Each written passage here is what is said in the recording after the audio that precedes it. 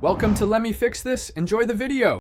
In this video, I will explain how to make delicious acorn coffee.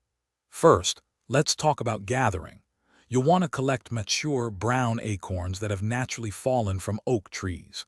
It's important to inspect each acorn carefully, discarding any with holes, mold, or discoloration, as these indicate spoilage.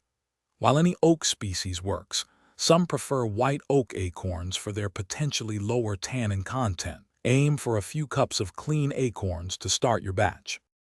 Next, we tackle the crucial step of leaching to remove bitter tannins. First, shell and peel your acorns, then chop them into smaller pieces.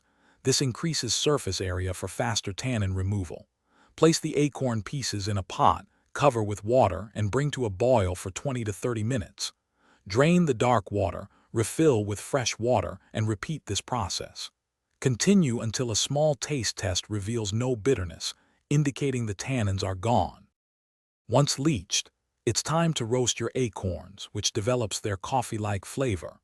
First, ensure the acorn pieces are completely dry. Any moisture can lead to spoilage and improper grinding. Spread them in a single layer on a baking sheet. Roast them in an oven preheated to 400 degrees Fahrenheit for about 30 to 45 minutes. Stir them occasionally to ensure even roasting until they turn a rich, dark brown and snap easily when broken. Finally, let's grind and brew your homemade acorn coffee. Use a coffee grinder to achieve your desired consistency, similar to regular coffee grounds. You can brew this in a French press, a pour-over, or even a drip coffee maker.